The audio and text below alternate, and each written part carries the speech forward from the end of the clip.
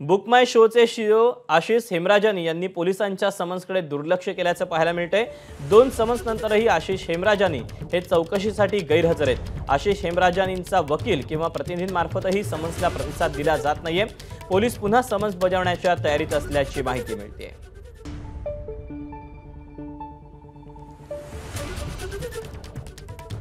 तर बुक माय शोच्या साईटवरून तिकिटांचा काळाबाजार झाला किंवा त्यामध्ये काही गैरप्रकार झाल्याचा सध्या आरोप होत आहे आणि याच पार्श्वभूमीवर पोलिसांनी बुक माय शोचे सीईओ आशिष हेमराजानी यांना समन्स बजावलेलं होतं आणि या समन्सला त्यांनी दुर्लक्ष केल्याचं पाहायला मिळतंय। 2 समन्स देखील बजावून झालेले आहेत, मात्र चौकशीसाठी आशिष हेमराजानी हे गैरहजर आहेत। आशिष हेमराजानींचा वकील किंवा प्रतिनिधीमार्फत देखील समन्सला अद्याप प्रतिसाद मिळत नसल्याचं समजतंय।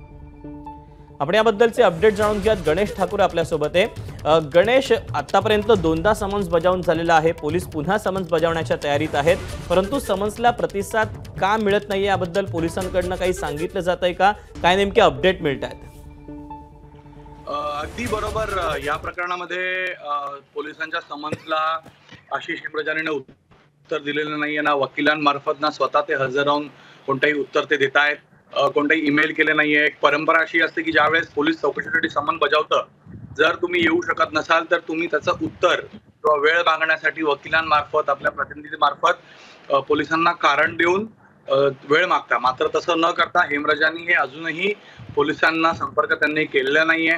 आज 11 वाजता त्यांना हजर राहायचं होतं, आजच्या दुसऱ्या समन्सचं उत्तर त्यांना द्यायचं होतं, पण ते आले नाहीयेत। हेमराजानी कुठे आहेत आणि का पोलिसांच्या समनला उत्तर देत नाहीत, चौकशीसाठी का नाहीयेत, असे अनेक प्रश्न आहेत, ज्या प्रश्नांची उत्तरं मुंबई पोलीस शोधीलच। कारण यामध्ये आर्थिक गैरव्यवहार झाल्याचा मोठा आरोप आहे।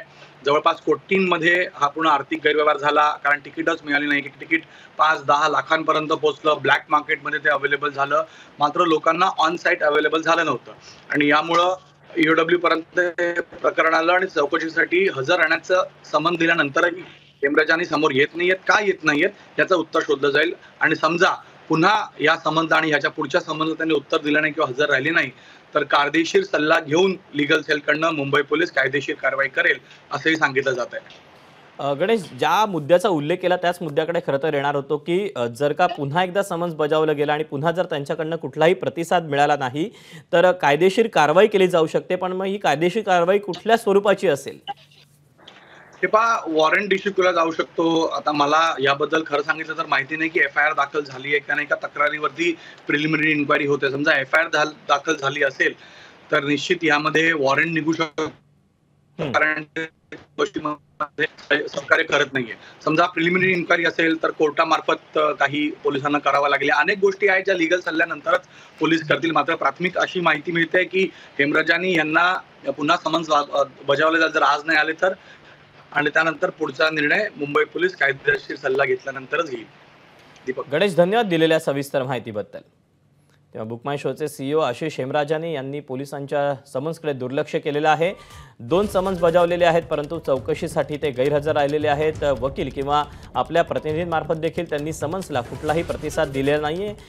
बुक माय शोच्या या साईटवरून तिकिटांमध्ये आर्थिक गैरव्यवहार झाल्याचा आरोप होतो आहे आणि याच पार्श्वभूमीवर आता पोलीस पुन्हा एकदा समन्स बजावण्याच्या तयारीत असल्याची माहिती मिळते।